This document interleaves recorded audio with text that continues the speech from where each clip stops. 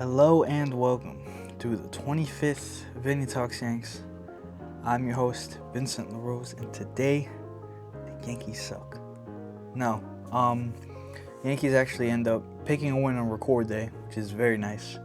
Makes this that much less miserable, although they finally get out of their 6-game slide. So, you can't win them all. Definitely tough, especially against two teams that are not 500 as well, which makes it that much worse. I think the Red Sox are 500 now, but they weren't. So yeah, it's definitely it was a tough 6-game stretch. 7-game really. I know we won the game against the Royals, but we scored only one run. Thankfully, the pitching continues to be very good. But anyways, let's get into it. So to open up with today in Yankees history, I got two. So start. Today's June 19th. Happy Juneteenth to everybody. And it's also Lou Gehrig's birthday. On this day in 1903, Lou Gehrig was born. He ends up being the only sibling to survive from a group of 4 kids from his parents. As we all know, he's a Yankees great and a Hall of Famer. Just a phenomenal player, a phenomenal person as well. So really cool. Happy birthday, Lou Gehrig. But also another thing, hit or miss one. Some people love him, some people hate him, most people hate him. A-Rod, 10 years ago today, gets his 3,000th hit, becoming the third player in history, third player with 3,000 hits to make number 3,000 home run. That's pretty cool. As we all know, Zach Hampel caught that ball, and most people don't like that guy. So, but two pretty cool things today in Yankees history. So, I thought that was cool. I thought I would share both of those. I'm actually gonna start this recap off with some moves they made before the series and during this series. So obviously the big one, as we all know, Giancarlo Santon is finally back. Giancarlo Santon is back from the IL. Only played a couple rehab games. Last one got rained out, so they just had him hit on the project machine, and they activated him right before the game 1. And with the following move, because of that, they end up releasing my favorite player of all time, Pablo Reyes. I think he was outrighted to AAA anyways, so he ended up coming back to us, which I don't like to hear because I don't like that guy. I'm sure he's a good dude, I just don't like him as a baseball player. But Stanton's activated. Pablo Reyes is essentially just option to AAA, but he was technically released, blah, blah, blah, whatever. And then Scott Efross was sent back down after only appearing in 1 game. And they recall JT Brubaker from the Yankees. He was on the IL for a while. He finally gets to make his season debut sometime in the near future. I don't believe he pitched this series. No, he didn't. He didn't pitch this series, so we will see. They officially transfer Oswaldo Cabrera to the 60-day IL, and they add De Los Santos to the 15-day IL with elbow discomfort, which is a little concerning. I know eye test-wise, he hasn't been the greatest, but ERA-wise, numbers-wise, he's actually been really good for the Yankees, so this is actually a tough loss. He ate up a lot of innings in games where we were down by maybe 1 or 2, or we were tied. So he wasn't a high leverage guy, but he was in there when it mattered. So it's a tough loss. But some Luke Weaver news. Luke Weaver is actually expected to be activated on the 20th, which would be tomorrow. So they said they're going to just skip his rehab assignment, throw him right in there. I don't think the injury was really as severe as they thought it was when it initially happened. Gave it a couple days, did a couple MRIs, and realized it was nowhere near to the severity they thought. Luke Weaver is good. He threw bullpens. He threw, I think he threw a couple pitches in a live BP. So he'll be back tomorrow, supposedly. And then Jake Cousins, unfortunately, is to undergo Tommy John surgery, ending his season, which really sucks. Jake Cousins, again, a guy not a lot of people I think knew how truly good he was last year. He was a really good pitcher, and they were trying to fight him back from injuries he suffered earlier this season. So Jay Cousins is back, or Jay Cousins is not back. Jay Cousins gets Tommy John, so that's an unfortunate loss for the Yankees, as they were hoping he would be back sometime during the season. Stroman ends up tossing another rehab start, so he's getting closer. I know there was something about him going back to the bullpen. I think they're gonna just throw him back in the rotation. As you can see, Yarbrough starts. I don't know if it's matchup wise. I don't know if it's third time through the order, or I don't know if it's just straight up they're trying to lower his pitch count. But he hasn't been going deeper into starts. It seems like Boone is taking him out a lot earlier than he was before. So I think Yarbrough is going to go back to the long man, and Stroman's going to take that fifth spot until at least Hill comes back. So we'll see. But Luis Hill is scheduled to throw a live batting practice on the 21st, so 2 days from now. So as he works his way back. But other than that, everything's about the same roster-wise and injury-wise. So we're going to just get right into Game 1. It's a 4-game series. And I don't want to be up all night. So anyways, so Game 1, Schmidt takes the mound and makes the best start of his season. He ends up going 7.2 innings, only giving up 4 hits with 3 strikeouts, and he doesn't end up giving a run. This was an amazing Schmidt start. I feel like watching him start was like, all right, I know we're not scoring a lot of runs, but this is the game that gets us back on track.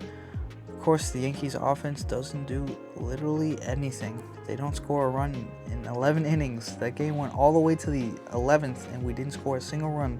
We had like 5 guys in scoring position within the last 3 innings with an opportunity to win the game, and we couldn't do it. So, unfortunate. Yankees is just the scoring to this point in Game 1. It was tough. They only ended up scoring 5 runs in 5 games, which is one of the worst stretches in Yankees recent history. So that was tough. But anyways, the bullpen comes in and does their job, only giving up 1 run, which isn't considered earned because it was a ghost runner from Cruz. It was a ghost runner. So bullpen goes from Cruz to Williams to Loaizica. Loaizica throws 2 innings to finish the game. And so the Yankees end up losing this game 1-0. The offense was horrendous, just as it had been 4 games prior.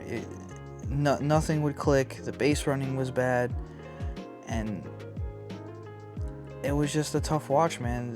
They couldn't get anything going. It felt like every ball that was hit hard was right at somebody. Every ball that hit far was just a little bit too short. But what are you gonna do, man? They lose that game 1-0. Good news though, although we were losing games, the pitching has just been insane. The bullpen, the starting pitching has been really good. Which gets you a little bit excited, because these are guys that weren't even supposed to be in the rotation to start the season, and they're going out there every 5 days and all showing why they deserve to be on an MLB roster. In the sense of like Will Warren trying to start his MLB career, Yarbrough not even supposed to be on the Yankees, ends up being a starter that comes out and pitches well for us. Schmidt was probably going to be the 5, but Schmidt's pitching really well. So, not a lot to complain about the pitching side. The bullpen has been doing good. Every guy that was struggling in the bullpen seems to have gotten their feel back, maybe other than Hamilton, but for the most part. I know Leiter was struggling for a little bit. He's got a couple games. He's just been really good. Williams has been amazing. So, and the last part for Game 1 is Judge obviously gets intentional walked again. To this point, we're not aware of the struggles to come, so it just sucks, because I feel like every single time he's in a position to do damage or put us ahead or get us that much back closer, he just gets intentionally walked. I know the Angels have done this to Judge in both series of the season, so sucks. But anyways, let's get right into Game 2. Warren gets the start, and he goes 6 innings, giving up, it says, I for some reason my rotor read 76. I think it's 6 hits, but he gets 11 strikeouts, which is a new career high. He didn't give up a walk, and he gives up 3 runs. The 3 runs, he's still a rookie. It's still considered a quality start, especially with the 11 strikeouts. He only giving up 6 hits as well. He was getting a lot of swing and misses this game. His fastball looked really good. I know Garrett Cole joined the booth for 3 innings, and they were talking about Warren and his, his build-up, how he's gotten better, and he just looks really good.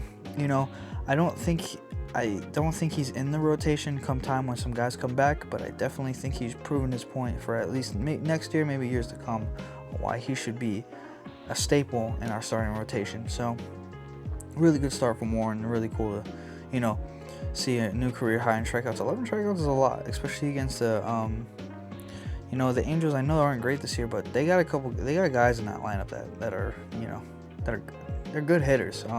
I know numbers-wise it's in a show, but Joe Adele has been very good of late. They got Mike Trout, obviously. Zach Neto is really good, and they have a couple other guys. I think his name is McKinstry. I'm not 100% sure the lefty for him. It's probably wrong, but they got a couple guys that are hot right now, so it's a good start. Of course, this is the 3rd game in a row the Yankees get shut out, so they don't show up again, scoring 0 runs the entire game. And then the bullpen comes in after Warren, starting from Hamilton. He throws 2 innings, gives up 1 earned run, and then Efros makes his return, throwing 1 inning, not giving anything up. And then obviously he's, I think he was sent back down after this game. So, but some key points of this game. This is the 3rd straight shutout for the first time since 2016. So it's been 9 years since the Yankees had 3 straight shutouts in one season. So that was tough. I think it was only the 3rd time in Yankees history it had happened, or maybe the 4th, but it was really bad. It was awful. They went 29 straight innings to that point. Obviously, the streak lasted 30, but to this point, they went 29 straight innings without scoring a single run. Even when they were very rarely getting guys on base, in scoring position, they just, nobody was doing their job, man. The walks were down, strikeouts were way up. They were striking out like a 40% clip. Like I said, they weren't getting as many walks, so there was not as many guys getting on base, and there was just no opportunities for the offense to really finally pick it up and just keep it rolling. And when there was the very few amount of opportunities, they failed. So I think their confidence, you could just see the guys in the dugout, just how poor it was. But that's game 3, quick one. Kudos to Warren. That's a great start. Unfortunately, can't get you the win, even though it was a good start. We end up losing that game 4-0. But let's get into game 3. So game 3, Yarborough takes him out, goes 5 1/3, 3 Ks, 1 walk, 2 earned runs on 2 solo shots. He gives up 2 home runs. But the great news of the series, we finally score a run after going 30 innings without scoring a single run. Josh Chisholm Jr. hits a bomb, giving the Yankees tying the game to that. I think it was 1-1 at that point. That was in the 2nd, and then Belly gets his own. He finally gets the home run after he's been putting good swings on the ball. That's in the 4th, but that's it. We get 2 home runs and we don't score anything else. We lose this game 3-2 as well. The offense just, even though the pitching was offense didn't show up. So from bullpen-wise, after Yarborough, bullpen was lights out, went the entire game. Like De Los Santos to Leiter to Cruz to Hill. They end up giving up 1 earned run, but they worked out a couple of jams. So, we had a chance, man. We were tied going into the 8th inning. Yankees definitely had a chance to win this game and just blew it. So this is the game I started noticing this. Entering this game, haven't done that in a while, sorry. Entering this game, Volpe was 0 for his last 17. Doesn't hit the ball at all in this game. I think going 0 for 4, moving his streak to 0 for the last 21, and he makes a crucial key error in the game. absolutely not what you needed there. Hill came in, made a couple great pitches, got Joe Adele, who had been hot, to ground the ball to short. It wasn't even anything crazy. It's not like it took a crazy hop on him. It just ate him up. He was trying to be the hero as he was, and trying to make that quick flip to make sure they get the double play and get out of the inning with the game still being tied. He ends up coming up to the plate with the tying run at first base in the bottom of the ninth, and 2 strikes on him, a 95-mile-per-hour fastball. Just at the top of the zone, he just swings as hard as he can, trying to be the hero. Hit a walk-off home run and missed it. Like, if you saw the replay, he missed it by like 3 or 4 inches. He wasn't even close. Volpe needs to figure it out. I don't mind giving him a game or 2 off just to sit and think. I know Peraza can't hit, but like, throw Peraza in there. I don't even care. Like, Volpe has been so bad, even in Game 4.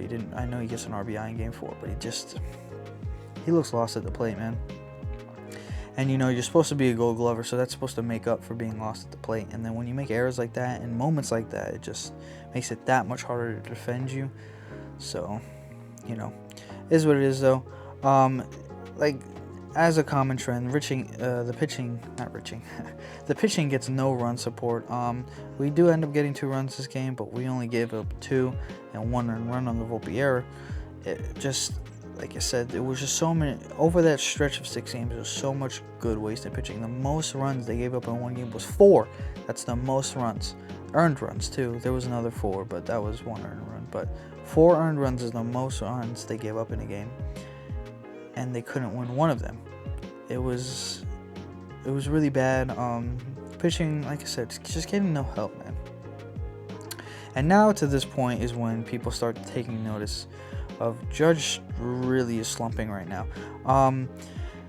It's obvious when Judge is slumping as well, because when he gets into these long extended slumps, his strikeout percentage goes up a lot more. He doesn't walk as much, and he's just granted, a lot of the balls he was hitting, he was just missing. He was still hitting the ball hard. So I don't think, there's an injury, but he just, obviously something's off. I mean, his average has dropped 30 points in the past 2 weeks. 30. I know it's still not relatively early, but 30 points is a lot for a 2-week drop. Maybe it was like 25 or something like that, but he was just striking out a lot more, wasn't walking. And it was noticeable, man. The Yankees weren't scoring any runs. He came up with a couple times with an opportunity, just to get the Yankees over that hump. He would hit into, I think, 2 times, one in the Red Sox series and then one in this past series in the Angels series. Hits into a double play in a big moment and just, it's a rally killer. It's tough. And then when he does get other opportunities, he gets intentionally walked. So, the struggles are noticed. I know he picks up a double today in today's game, but I'll talk about that later. Oh my God. But this game, Game 3, Ben Rice gets his first career Major League start at catcher. He catches all 9 innings. I think this is quite significant as well. He ends up throwing a guy out. I'll play the clip from his knees too. So this is an interesting scenario with Ben Rice. So, you're going to get him a couple games at first. You're going to get him a couple games at catcher now. You're probably going to give him a couple games at DH when Stanton's off. So, it's an interesting scenario to me because we do have 3 catchers, and all 3 of them are lefty bats, unfortunately. I think more than others, I would say Ben Rice probably hits lefties the best. He's probably the best all-around hitter out of the 3. And his defense is nowhere near bad enough to make you feel nervous about putting him out there as a catcher. You still got to get Wells involved, and Escara at this point, is really just going to be like a true backup. I don't think there's going to be split time. I think now Wells will get most of the starts. Ben Rice will get a couple starts here and there, and then Escara will just be, just thrown in there every once in a while, maybe on a matchup day, something maybe just to give him some opportunity. But sorry, I like this a lot though. I think it's a really good idea. Maybe even if it's just like once a week, once every 2 times every 3 weeks or something like that, just to get the lineup like moving, change it up a little bit, because the consistency of the lineup and being the same was working for us, but obviously past week it wasn't working. I do commend Boone for changing the lineup a couple times, trying to find what will work for them best. I think likely, if maybe we get another game or two win under our belt, it'll go back to really what it was. But it's cool. I like seeing Ben Rice behind the plate, and I hope we see more of it. So he was very sore today, as he said, though, so he's gonna have to get used to it. I think it's gonna start off slow, but anyways, obviously, as we know, we lose that game 3-2. But we'll go into game 4 now. So Rodon takes him out. He goes 6 innings, giving up 4 hits, 3 runs. Unfortunately, all 3 of those home runs were solo shots. So Rodon it was still a good start. He struck out 7 and only walked 1. Just missing his spots a little bit. Missing with his fastball, so his slider wasn't. It feel like they weren't as enticed to chase the slider. But it was still a great start, and right now, I think coming into this game, if you saw that, you'd be upset because the Yankees were struggling scoring runs. Obviously, they ended up scoring 7 this game, but it was a good start, and Rodon continues to be, maybe not as dominant as he was earlier in the season, but a consistent arm in the rotation, which is really all you can ask for. So.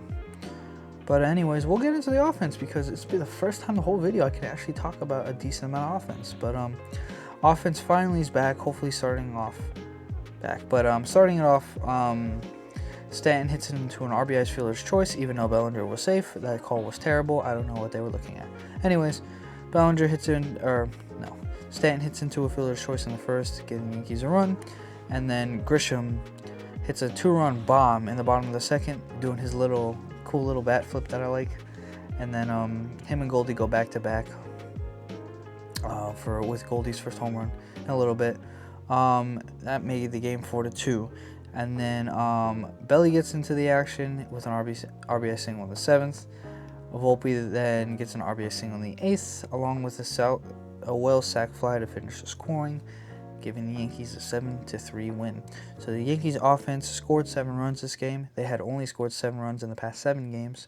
So really nice to see them get back on track. A good timely hitting finally. It wasn't all just double plays or strikeouts in big moments.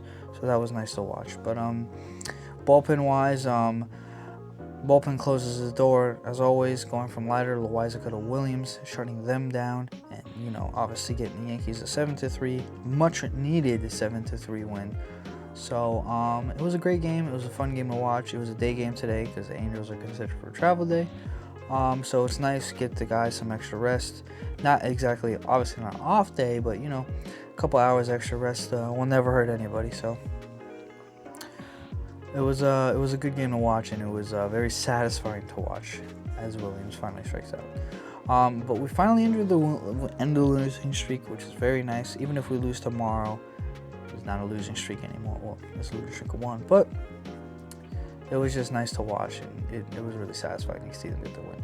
But we'll get into the Volpe stuff more now. So Volpe again, I know he gets the RBI this game, but he just continues to struggle, man.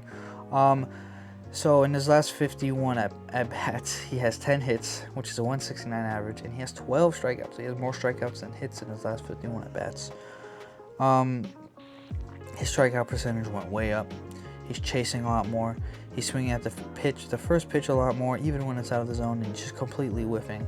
Like I said, if you watch some of his swings, some of his swing and misses aren't even close. Like, he's like 2 or 3 inches above the ball. I think batting stance-wise, he needs to change something, maybe tweak something a little bit, go back to a little bit of a closed stance like he did last year, just to get him to stop pulling off the ball, because he pulls off the ball so much. He hasn't hit a homer in a while. And then his defense failed us. So, Volpe, I hope you figure it out.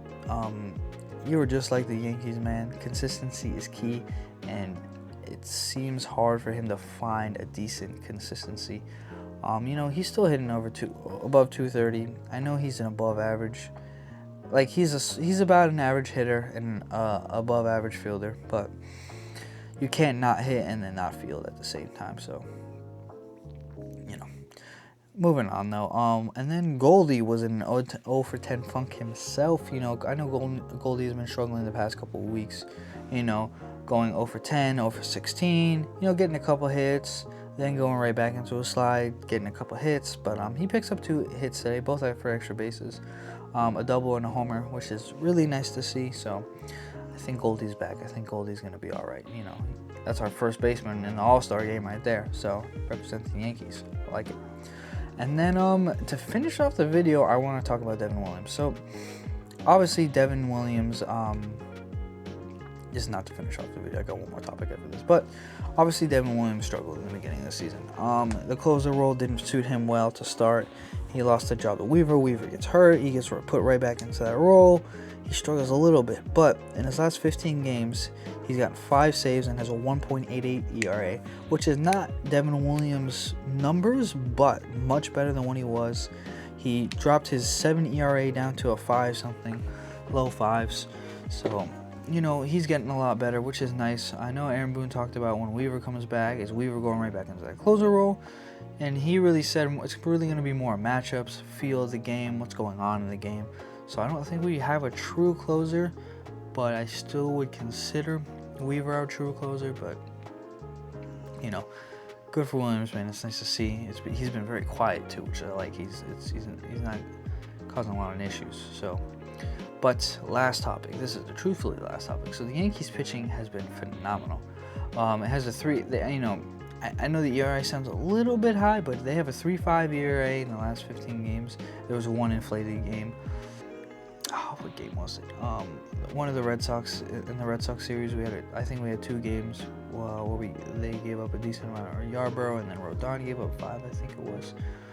But other than that, outside of that, the Yankees pitching has been really good. The bullpen has been really good, which is really nice. You know, the bullpen is pretty beat up right now. A lot of guys who were expected to be in this bullpen, you know, have had season-ending surgery.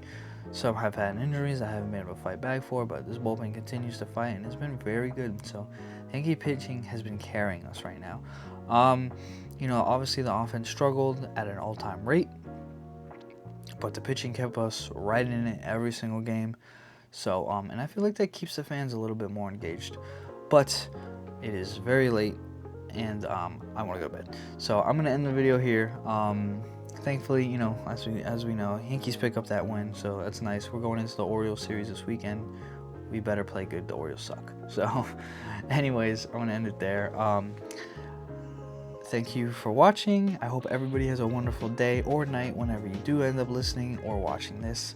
And go Yankees.